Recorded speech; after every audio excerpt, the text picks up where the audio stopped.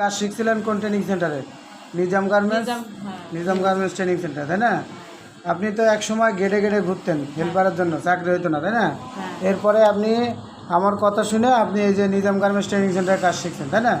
এখন আপনার এই যে চাকরি হয়েছে 19 তারিখে আপনার জয়েন ডে। ওই এখন আপনার গেটে গেটে ঘোরা ভালো না কাজ শেখা ভালো? আমাদের এখানে কাজ কেমন শেখায়? ভালো না? কোনো প্রবলেম আছে আপনার এই প্রতিষ্ঠান বা যখন কাজ শিখছেন তখন এই টিচারদের নিয়ে কোনো অভিযোগ আছে আপনার? কোনো অভিযোগ নাই। আচ্ছা, আপনার যে চাকরি হয়েছে আপনি এখন খুশি তো? দাদা খুশি? আর যারা আপনার মতো কাজ শিখতে চায়, আসতে চায়, তাদের জন্য কি বলবেন? আসলে ভালো হবে, এখানে কাজ ভালো শেখায়, কোনো প্রবলেম নাই তো? এখানে কাজ ভালো শেখায়, বারবার দেখায় দেয়, আপনাদের সাথে রাগারাগি করে নাকি?